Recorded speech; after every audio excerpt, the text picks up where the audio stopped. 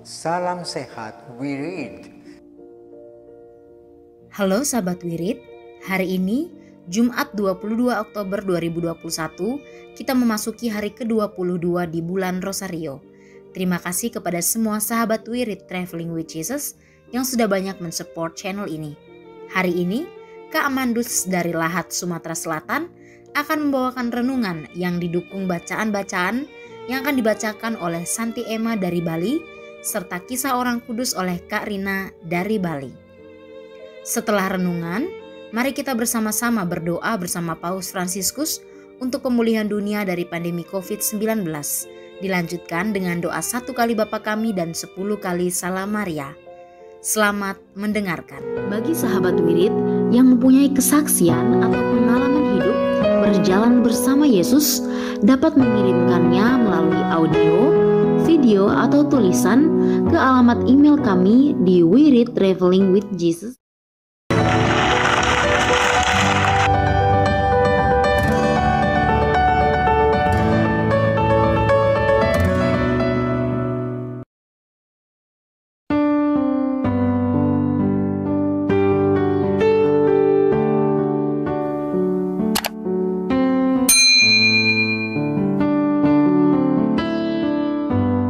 Bapak, Ibu, Saudara sekalian, selamat datang di channel Traveling with Jesus, teman baca Alkitab setiap hari bagi Anda semua.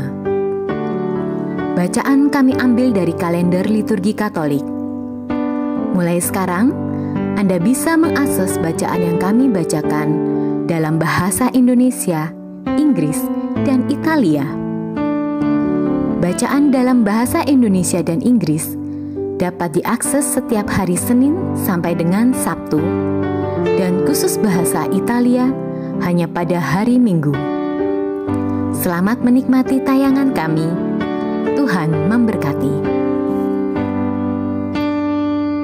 Demi nama Bapa dan Putra dan Roh Kudus. Amin. Datanglah ya Roh Kudus, datanglah dengan kekuatan hati Santa Perawan Maria yang tidak bernoda mempelaimu yang terkasih. Datanglah, bimbinglah kami, hiburlah kami, katakan pada kami apa yang harus kami lakukan, dan bantulah kami memahami kehendak Tuhan dalam hidup kami melalui firman-firman yang kami dengar hari ini. Amin.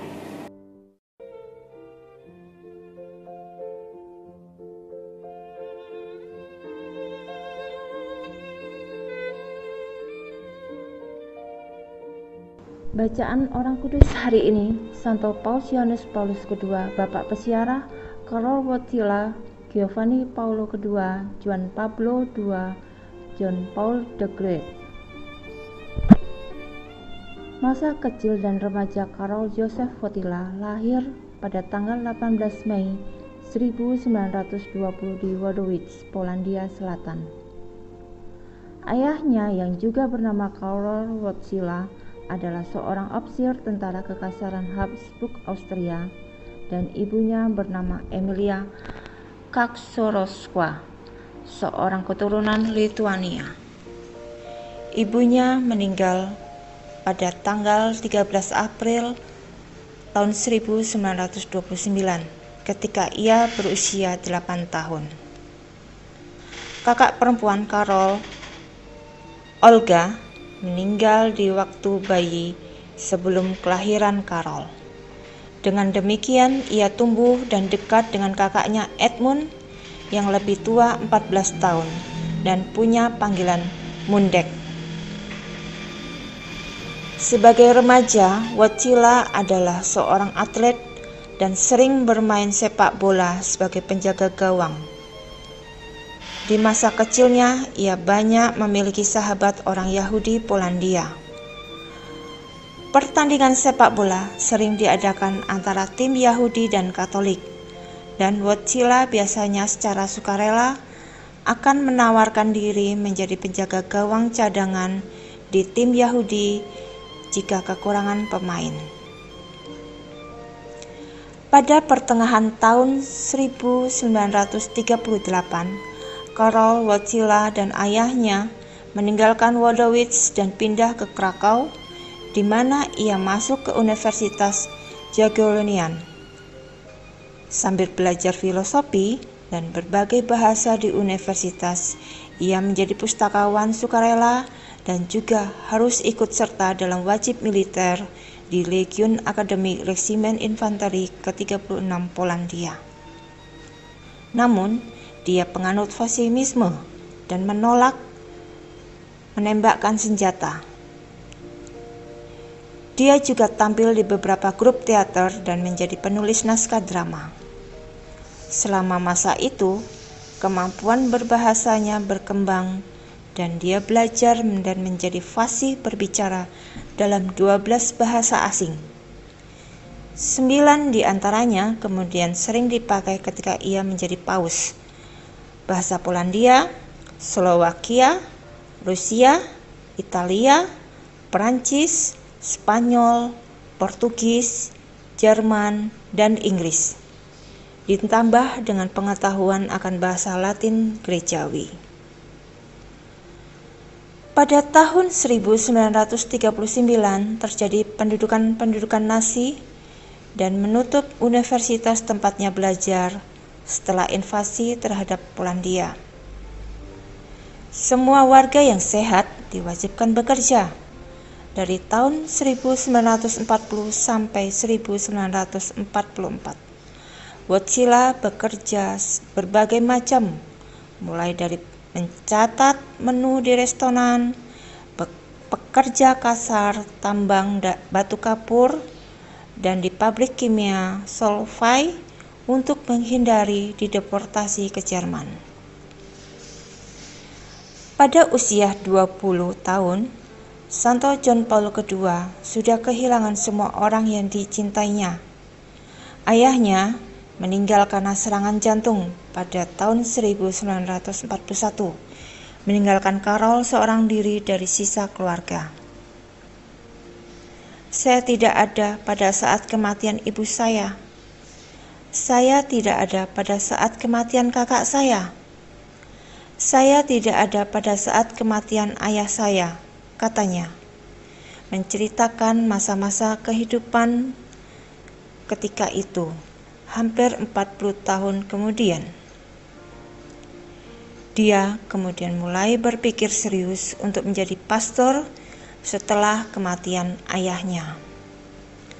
Pada bulan Oktober 1942, ia mengetuk pintu Wisma Uskup Agung di Krakow dan menyatakan bahwa ia ingin belajar menjadi pastor. Tidak lama kemudian, dia mulai belajar di seminari rahasia yang dijalankan oleh Uskup Agung Krakow, Kardinal Adam Stefan Sapieha. Pada tanggal 6 Agustus 1944, Minggu Hitam, Gestapo mengumpulkan para pria muda di Krakow untuk menghindari demonstrasi yang serupa dengan demonstrasi di Warsawa. Wojtyla selamat dengan bersembunyi di ruang bawah tanah rumah pamannya di 10 Technica Street ketika tentara Jerman mencari di lantai atas. Lebih dari 8.000 pria dan pemuda ditangkap di hari itu. Namun, dia kemudian bersembunyi di Wisma Uskup Agung dan ia tetap tinggal di sana sampai Jerman pergi.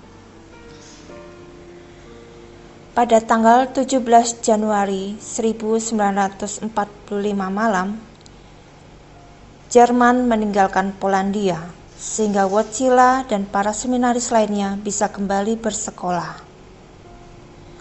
Bulan itu, Wojtyla menolong seorang gadis pengungsi Yahudi berusia 14 tahun, bernama Edith Scherer, yang melarikan diri dari perkampungan buruh di Czestochowa. Setelah terjatuh dari peron stasiun kereta, Wojtyla membawanya ke kereta dan menemaninya hingga selamat sampai Krakow. Scherer sangat berterima kasih pada Wojtyla yang menyelamatkan hidupnya hari itu. Benai Brut sebuah organisasi Yahudi dan beberapa otoritas lainnya menyatakan bahwa Wojtyła telah menolong dan melindungi banyak Yahudi Polandia lainnya dari Nazisme pada saat pendudukan Jerman.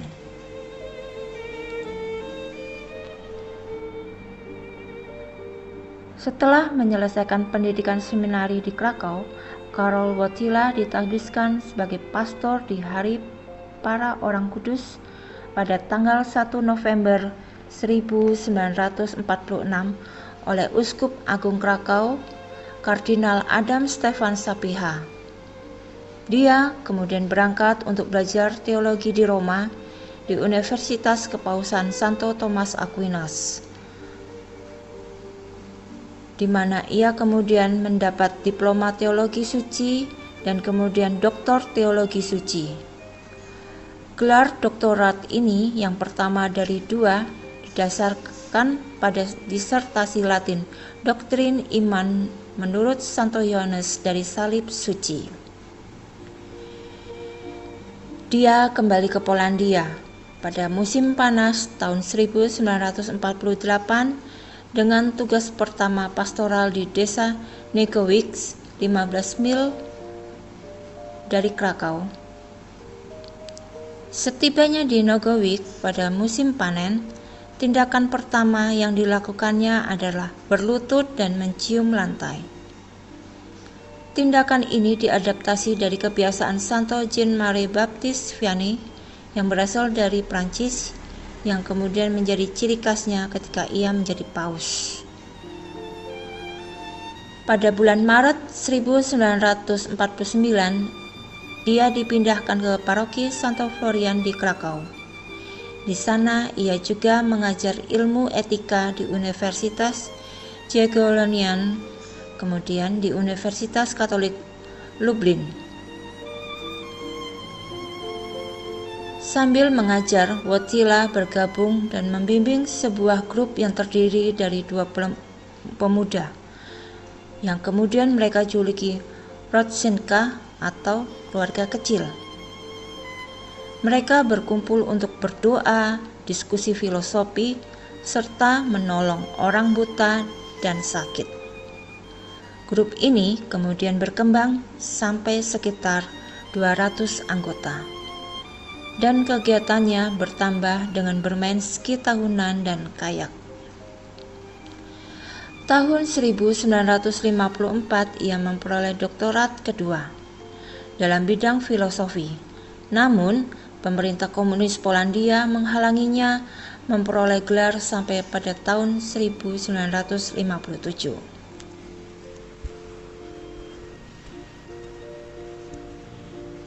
Pada tanggal 4 Juli 1958, Paus Pius ke-12 mengangkatnya menjadi uskup pembantu atau dalam istilah auxiliary bishop di Krakow. Ia dipanggil ke Warsawa untuk bertemu primat Polandia, Kardinal Stefan Wyszynski, yang memberitahunya mengenai pengangkatannya. Ia menyetujui untuk membantu Uskup Agung Eugenius Basiak sebagai uskup pembantu. Ia ditabiskan ke keuskupan menggunakan nama Uskup Ombi pada tanggal 28 September 1958. Waktu itu usianya baru 38 tahun dan ia menjadi uskup termuda di Polandia. Uskup Basiak wafat pada bulan Juni 1962 dan pada tanggal 16 Juli 1962 Karol Wojtyła terpilih sebagai vikar kapitular atau disebut administrator sementara Keuskupan Agung sampai Uskup Agung baru terpilih. Pada bulan Agustus 1978, Paus Paulus ke-6 wafat. Karol Wojtyła yang saat itu sudah diangkat menjadi seorang kardinal ikut menghadiri konklav Paus yang akhirnya memilih Kardinal Albino Luciani, Kardinal Venetia, sebagai Paus Yohanes Paulus pertama. Namun, tidak diduga pada tanggal 28 September 1978, hanya 33 hari setelah menjabat, Paus Yohanes Paulus pertama wafat. Kardinal Wojtyla kembali lagi ke Vatikan untuk menghadiri konklav kedua yang diadakan tanggal 14 Oktober, 10 hari setelah pemakaman Paus Yohanes Paulus pertama. Kardinal Wojtyla dengan tidak disangka-sangka akhirnya terpilih untuk menjadi paus. Dia kemudian memilih nama Yohanes Paulus II untuk menghormati pendahulunya dan menerima pemilihannya dengan kata-kata, "Dengan ketaatan dalam iman Kristus Tuhanku dan dengan kepercayaan pada Bunda Kristus dan Gereja, meskipun dalam kesulitan yang besar, saya menerima." Kardinal Wojtyla menjadi paus yang ke-264 dan merupakan paus yang bukan orang Italia pertama setelah Paus Adrianus ke-6. Paus ke-218 masa kepausan 1522 hingga 1523. Dengan usia 58 tahun, Paus Yohanes Paulus II menjadi paus termuda yang pernah dilantik sejak Paus Pius ke-9 pada tahun 1846 yang ketika dilantik berusia 54 tahun.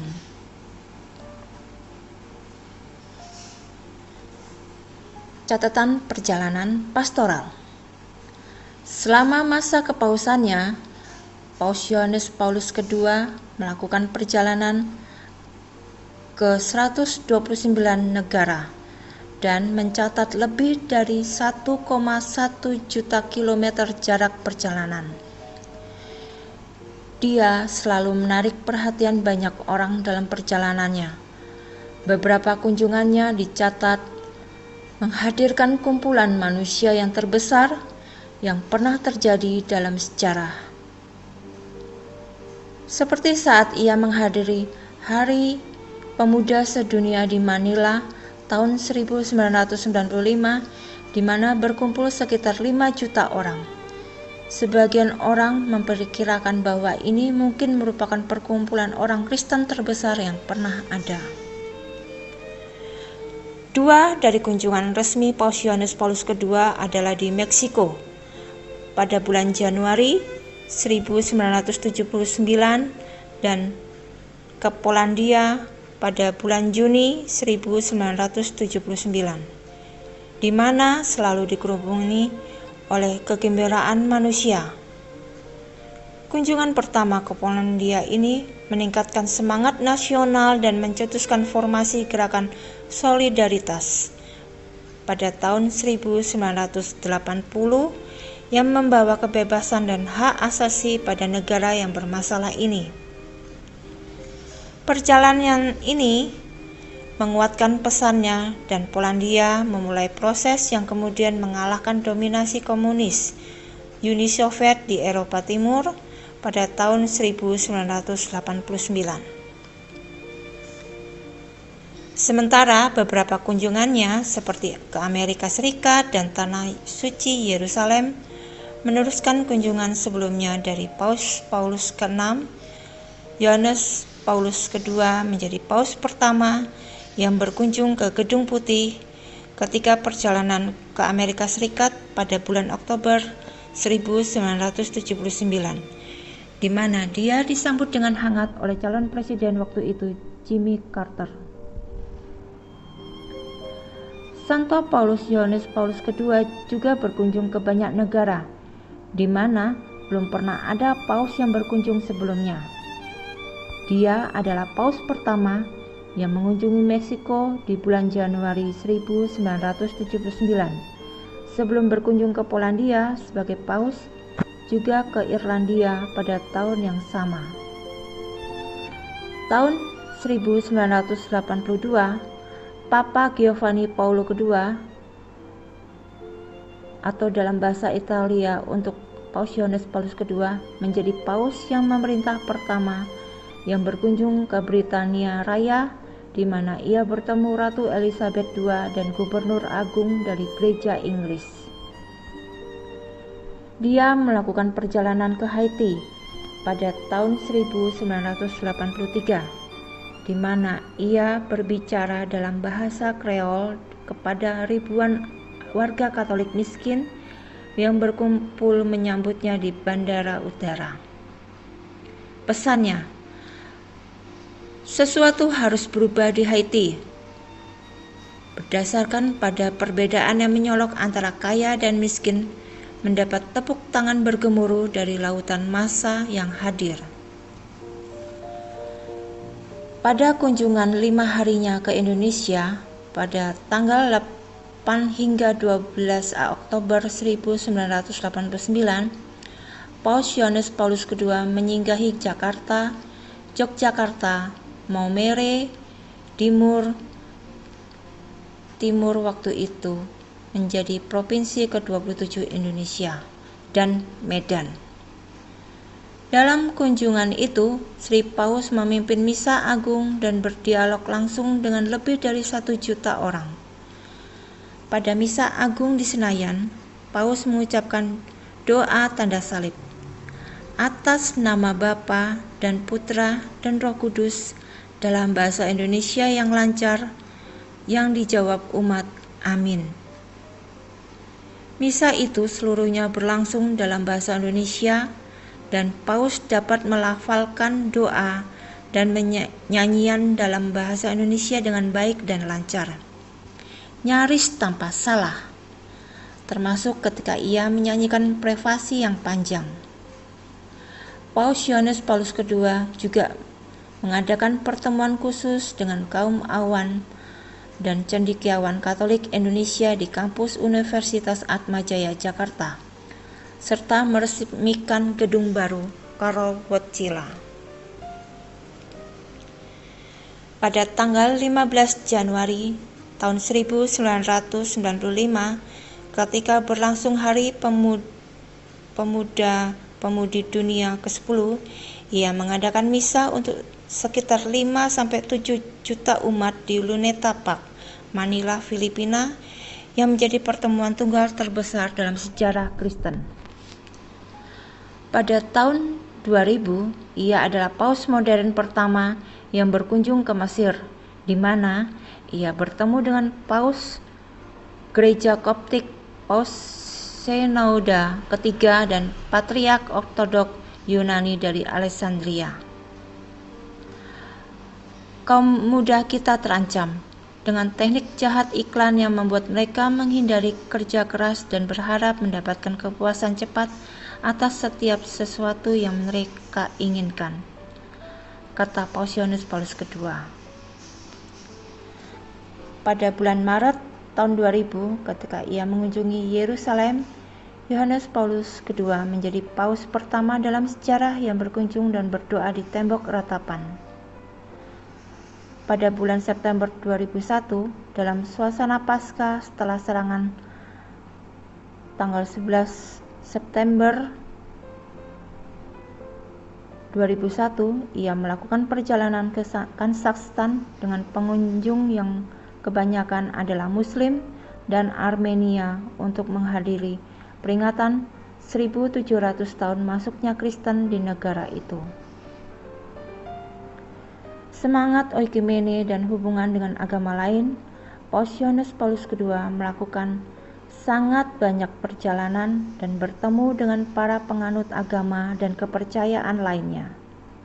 Ia selalu mencoba mencari dasar yang sama untuk berkomunikasi, baik doktrin atau dogma. Pada Hari Doa Sedunia untuk Perdamaian yang diadakan pada tanggal 27 Oktober 1986 di Assisi, Paus menghimpun lebih dari 1.220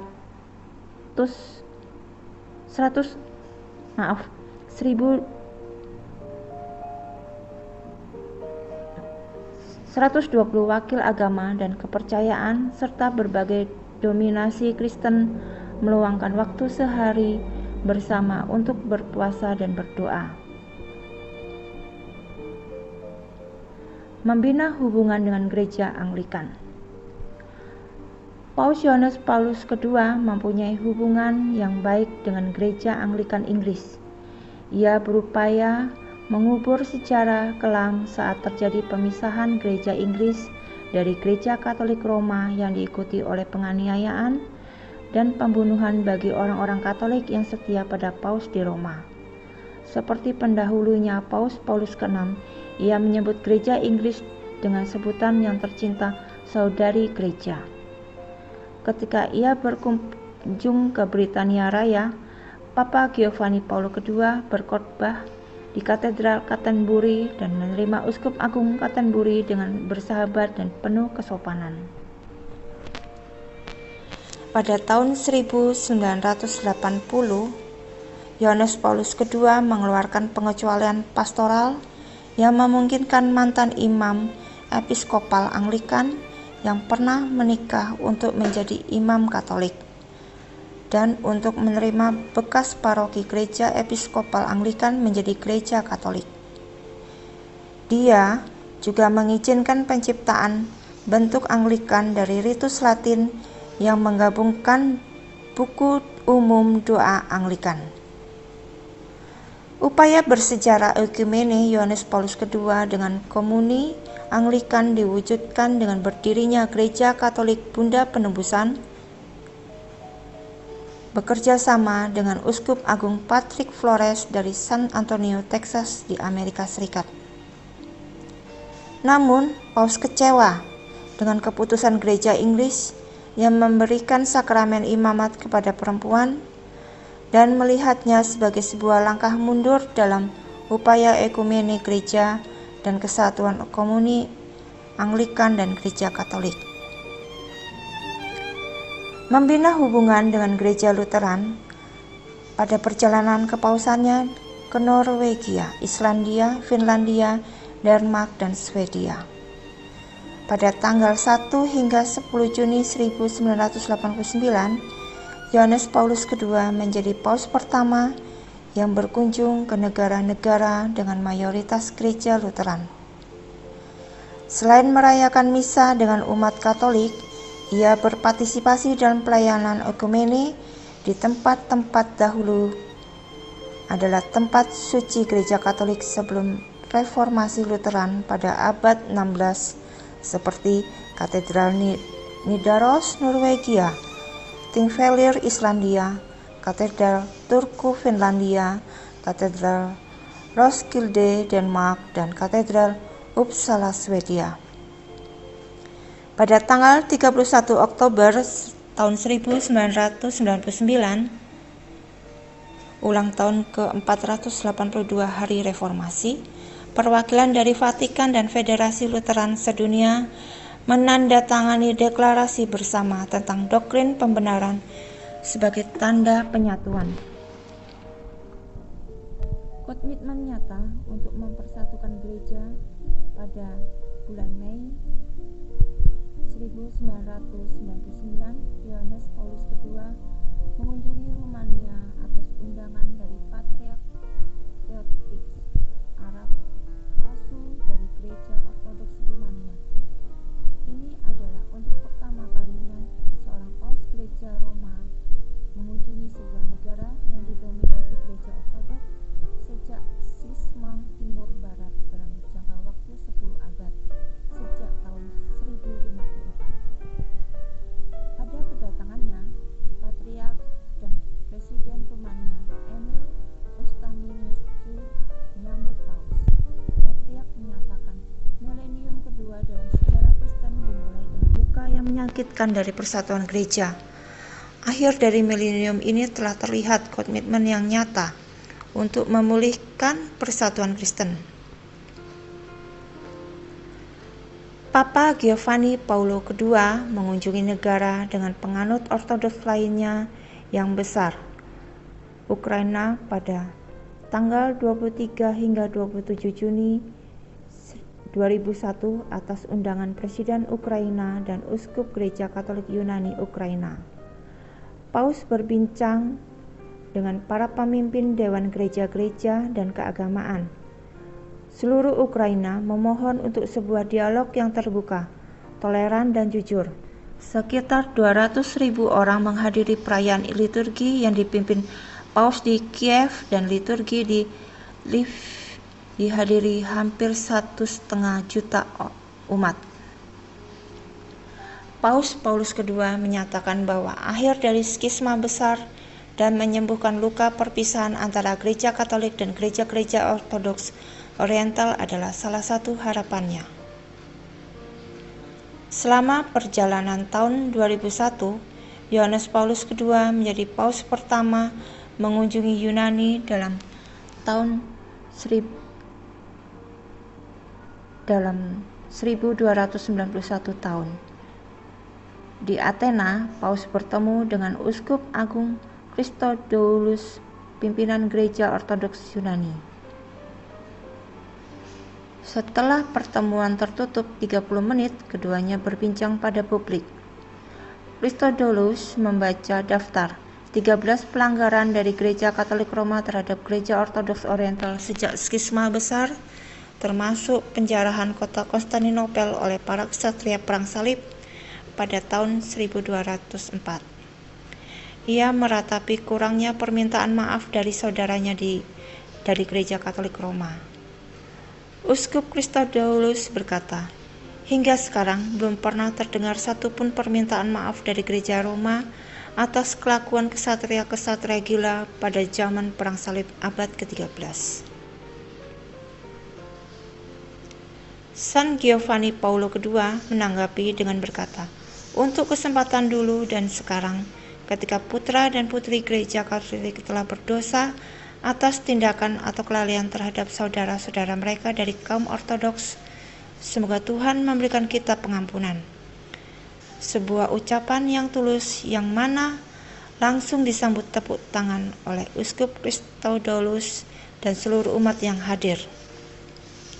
Luka batin selama lebih dari 1000 tahun di antara kedua gereja ini seakan lenyap tak berbekas saat Paus Yohanes Paulus II dan Uskup Christodoulus saling berangkulan layaknya dua orang saudara.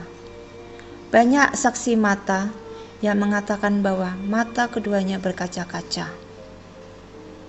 Yohanes Paulus II juga mengatakan bahwa penjarahan kota Konstantinopel adalah sumber penyesalan yang mendalam untuk gereja Katolik. Kemudian, Yohanes Paulus II dan Christodoulus bertemu di lokasi di mana Santo Paulus pernah mewartakan ajaran Kristen kepada orang-orang Athena. Mereka mengeluarkan deklarasi bersama yang mengatakan, kami akan mengupayakan segala daya agar akar Kristen di Eropa dan jiwa Kristen dapat dipertahankan. Kami mengutuk semua jenis kekerasan, proselitisme, fanatisme atas nama agama. Kedua pimpinan gereja Kristen itu lalu melakukan doa Bapa kami bersama dan menyingkirkan tabu yang berlangsung selama 1000 tahun bahwa Ortodoks tidak boleh berdoa bersama Katolik. Paus juga pernah berkata selama masa kepemimpinannya bahwa salah satu mimpi besarnya adalah mengunjungi Rusia. Namun sayangnya hal itu tidak pernah terwujud. Walau begitu, Paus yang agung ini mencoba menyelesaikan masalah yang terjadi selama berabad-abad antara gereja Katolik dan gereja Ortodoks Rusia, seperti mengembalikan ikon Our Lady of Kazan pada bulan Agustus 2004 kepada gereja Ortodoks Rusia.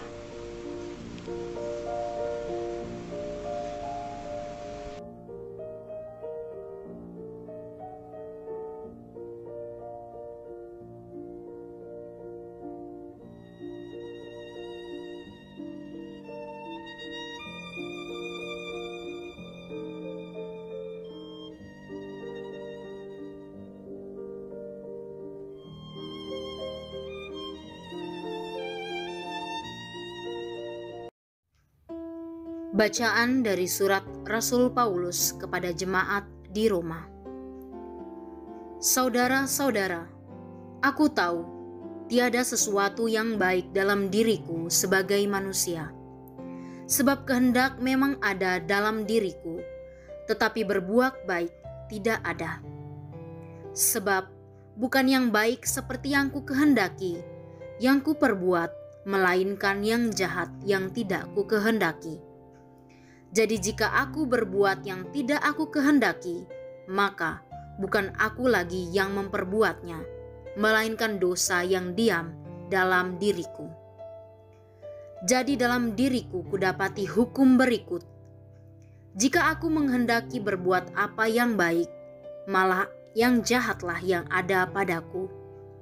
Sebab dalam batinku, aku memang suka akan hukum Allah, tetapi dalam anggota-anggota tubuhku, aku melihat hukum lain yang berjuang melawan hukum akal budiku dan membuat aku menjadi tawanan hukum dosa yang ada dalam anggota-anggota tubuhku. Aku ini manusia celaka. Siapakah yang akan melepaskan aku dari tubuh maut ini? Syukur kepada Allah, Dialah Yesus Kristus, Tuhan kita. Demikianlah sabda Tuhan. Syukur kepada Allah.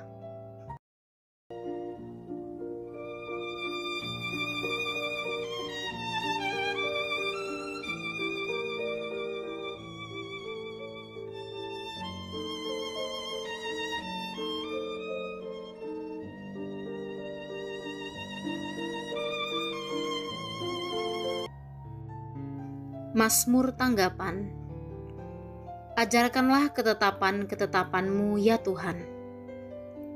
Ajarkanlah kepadaku kebijaksanaan dan pengetahuan yang baik, sebab aku percaya pada perintah-perintah-Mu. Ajarkanlah ketetapan-ketetapan-Mu ya Tuhan.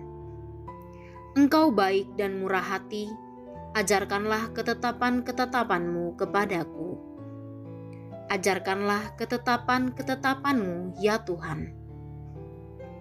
Biarlah kiranya kasih setiamu menjadi penghiburanku, sesuai dengan janji yang Kau ucapkan kepada hamba-Mu. Ajarkanlah ketetapan-ketetapan-Mu ya Tuhan. Biarlah rahmat-Mu turun kepadaku, sehingga aku hidup, sebab Taurat-Mu lah kegemaranku. Ajarkanlah ketetapan-ketetapan-Mu ya Tuhan.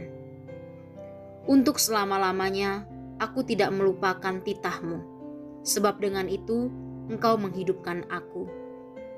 Ajarkanlah ketetapan-ketetapan-Mu ya Tuhan. Aku ini kepunyaan-Mu, selamatkanlah aku, sebab aku mencari titah-titah-Mu. Ajarkanlah ketetapan-ketetapan-Mu ya Tuhan.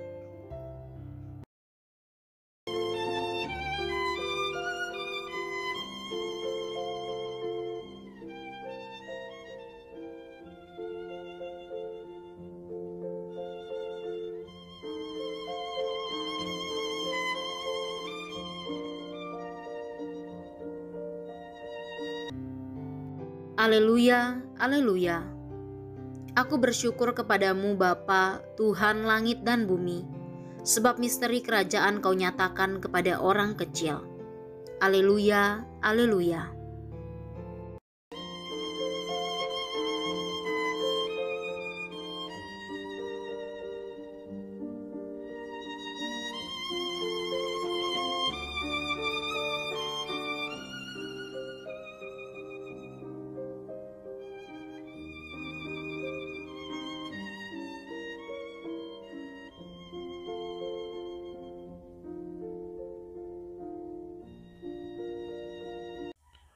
Kalian tahu menilai gelagat bumi dan langit, tetapi mengapa tidak dapat menilai zaman ini?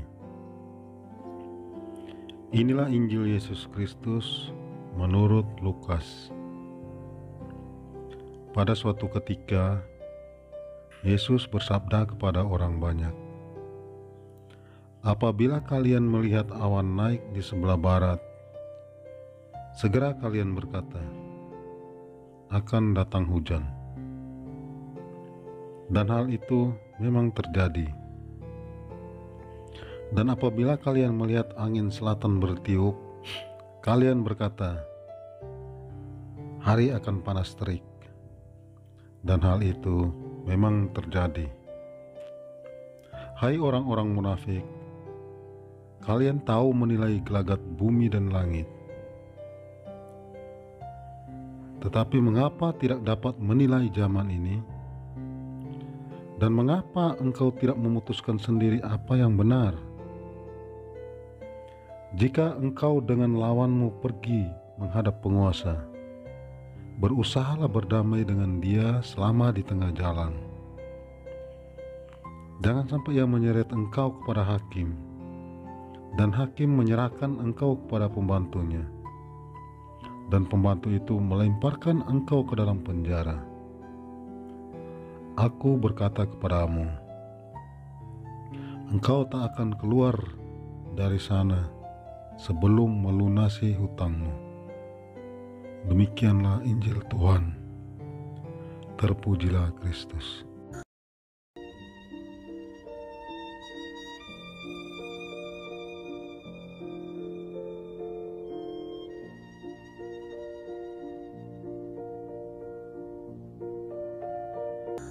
Dalam kehidupan sehari-hari, kita sangat mudah dan cepat tanggap dengan tanda-tanda alam. Misalnya cuaca gelap berawan, maka dengan spontan kita katakan bahwa hujan akan turun, dan serentak kita akan mengambil tindakan untuk mengantisipasi kemungkinan yang akan terjadi. Banyak hal lain yang berkaitan dengan kesigapan kita dalam membaca tanda-tanda yang biasanya kita dapat dari orang tua atau orang-orang bijak dalam masyarakat.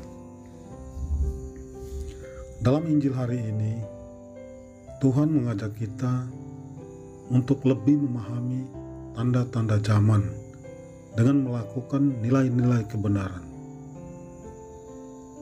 Hidup kita di dunia ini hanyalah bersifat sementara dan merupakan suatu perjalanan menuju kepada kehidupan yang kekal abadi.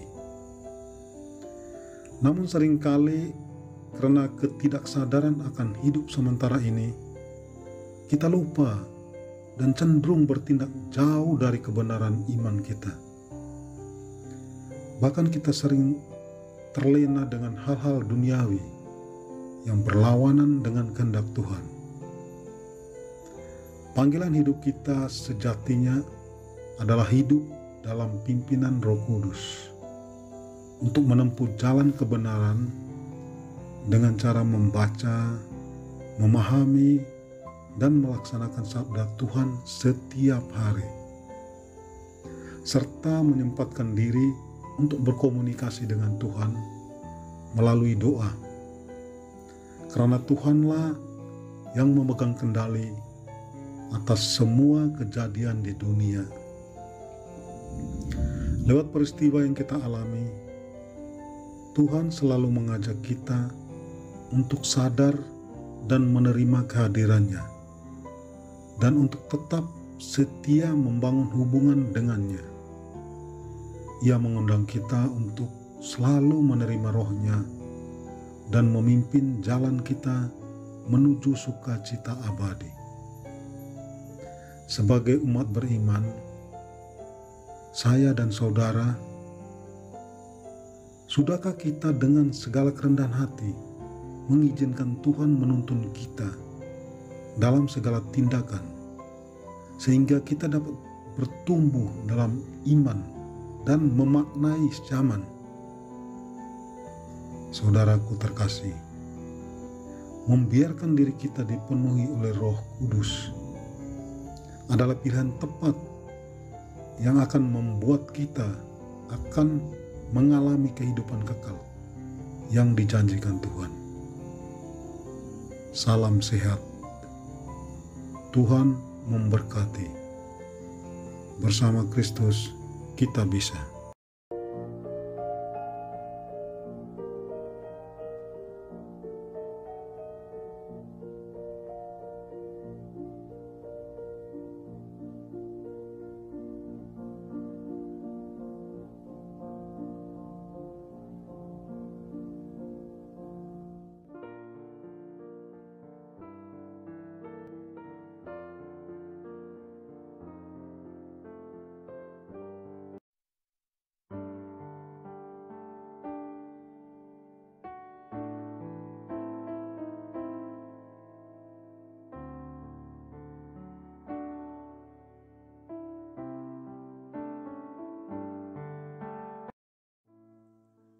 berdoa dalam masa pandemi bersama Paus Fransiskus. Kami datang ke dalam rengkuhan tangan-Mu, O Bunda Allah yang tersuci. Dalam situasi genting ketika seluruh dunia terhimpit oleh penderitaan dan kecemasan, kami menghadap-Mu, Bunda Allah dan Bunda kami, dan mencari perlindungan di bawah naungan-Mu. O Perawan Maria, di tengah pandemi ini arahkanlah pandangan-Mu yang penuh belas kasih kepada kami. Hiburlah setiap pribadi yang berada di ambang keputusasaan dan sedang meratapi kepergian orang-orang yang mereka cintai, yang terkadang dimakamkan dengan cara yang mendukakan hati. Tinggallah dan teguhkanlah mereka yang memedulikan keadaan orang-orang terkasih yang sedang sakit, namun tidak bisa berada dekat dengan mereka demi mencegah penyebaran virus ini. Penuhilah dengan harapan mereka yang terombang-ambing oleh deru kecemasan pada masa depan dan dampaknya bagi perekonomian serta pekerjaan. Bunda Allah dan Bunda kami, doakanlah kami kepada Allah Bapa yang penuh belas kasih agar masa sulit penuh rasa cemas ini dapat berakhir, dan semoga fajar harapan serta ketenangan boleh kembali menyusul. Ya Bunda, seperti yang telah Engkau lakukan di Kana, mohonkanlah kepada Putra Ilahi-Mu rahmat penghiburan bagi keluarga dari yang sakit dan setiap orang yang sedang menderita sakit. Semoga mereka tetap dapat menjaga keyakinan dan kepercayaan yang teguh akan karya penyelamatan. Lindungilah para dokter, perawat, petugas kesehatan, dan para relawan yang berada di garda depan situasi genting ini dan yang sedang mempertaruhkan hidup mereka guna menyelamatkan banyak orang. Sertailah upaya dan perjuangan mereka dan berikanlah mereka kekuatan, kemurahan hati, dan kesehatan seterusnya. Tinggallah dekat dengan setiap orang yang siang malam menemani orang sakit dan para imam serta pelayan sabda-Mu yang dengan kepedulian sosial dan pelayanan Injil berusaha membantu dan mendukung semua orang.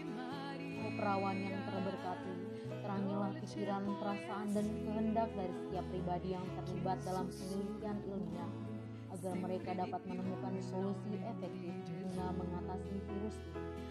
Dampingilah para pemimpin bangsa agar mereka dapat menjalankan tugas dan tanggung jawabnya dengan penuh kebijaksanaan, perhatian, dan kemurahan hati, terutama untuk membantu orang-orang yang berkekurangan, serta dapat menemukan solusi dalam menangani permasalahan sosial ekonomi dalam semangat solidaritas demi masa depan. Maria yang tersuci, gerakanlah nurani setiap pihak yang terkait sehingga dana besar yang diinvestasikan untuk mengembangkan dan menumpuk senjata dapat dialihkan secara efektif untuk meningkatkan penelitian dan pencegahan terjadinya tragedi serupa di masa depan.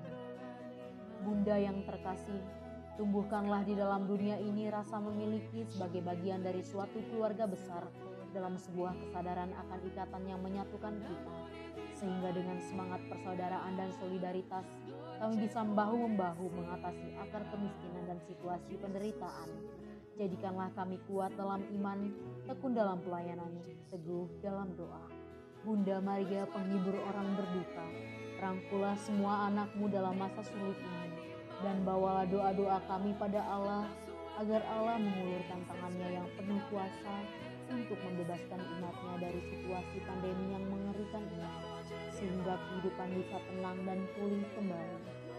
Kepadamu yang bersinar dalam perjalanan kami, sebagai tanda pengharapan dan keselamatan, kami mempercayakan diri dan harapan kami seutuhnya, ya Perawan Maria yang penuh kelembutan dan belas kasih. Bapa kami yang ada di dalam surga, dimuliakanlah nama-Mu. Datanglah kerajaan-Mu, jadilah kehendak-Mu di atas bumi seperti di dalam surga. Berilah kami rejeki pada hari ini, dan ampunilah kesalahan kami, seperti kami pun mengampuni orang-orang yang bersalah kepada kami. Dan janganlah Engkau masukkan kami ke dalam pencobaan, tetapi bebaskanlah kami dari yang jahat. Amin. Salam Maria, penuh rahmat, Tuhan serta-Mu. Terpujilah Engkau di antara wanita, dan terpujilah buah tubuh-Mu, Yesus. Santa Maria, Bunda Allah, doakanlah kami yang berdosa ini, sekarang dan waktu kami mati. Amin. Salam Maria, penuh rahmat, Tuhan serta-Mu. Terpujilah Engkau di antara wanita, dan terpujilah buah tubuhmu Yesus.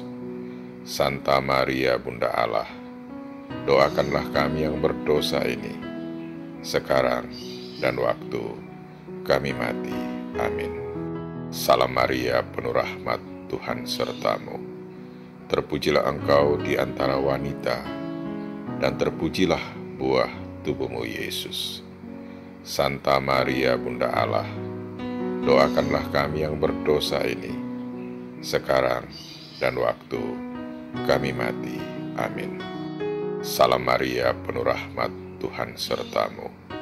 Terpujilah engkau di antara wanita, dan terpujilah buah tubuhmu Yesus. Santa Maria Bunda Allah, doakanlah kami yang berdosa ini, sekarang dan waktu kami mati. Amin. Salam Maria, penuh rahmat, Tuhan sertamu. Terpujilah engkau di antara wanita, dan terpujilah buah tubuhmu Yesus. Santa Maria Bunda Allah, doakanlah kami yang berdosa ini, sekarang dan waktu kami mati. Amin. Salam Maria, penuh rahmat, Tuhan sertamu. Terpujilah engkau di antara wanita, dan terpujilah buah tubuhmu Yesus. Santa Maria Bunda Allah, doakanlah kami yang berdosa ini, sekarang dan waktu kami mati. Amin. Salam Maria, penuh rahmat, Tuhan sertamu. Terpujilah engkau di antara wanita, dan terpujilah buah tubuhmu Yesus. Santa Maria Bunda Allah, doakanlah kami yang berdosa ini, sekarang dan waktu kami mati. Amin. Salam Maria, penuh rahmat, Tuhan sertamu. Terpujilah engkau di antara wanita, dan terpujilah buah tubuhmu Yesus. Santa Maria Bunda Allah, doakanlah kami yang berdosa ini, sekarang dan waktu kami mati. Amin. Salam Maria, penuh rahmat, Tuhan sertamu. Terpujilah engkau di antara wanita, dan terpujilah buah tubuhmu Yesus. Santa Maria Bunda Allah, doakanlah kami yang berdosa ini, sekarang dan waktu kami mati. Amin. Salam Maria, penuh rahmat, Tuhan sertamu. Terpujilah engkau di antara wanita, dan terpujilah buah tubuhmu Yesus. Santa Maria Bunda Allah, doakanlah kami yang berdosa ini, sekarang dan waktu kami mati. Amin. Kemuliaan kepada Bapa dan Putra dan Roh Kudus, seperti pada permulaan, sekarang, selalu, dan sepanjang segala abad. Amin. Terpujilah nama Yesus, Maria, dan Yosef, sekarang dan selama-lamanya. Amin. Ya Yesus yang baik, ampunilah dosa-dosa kami, selamatkanlah kami dari api neraka, dan hantarkanlah jiwa-jiwa ke dalam surga, terutama mereka yang sangat membutuhkan kerahiman-Mu.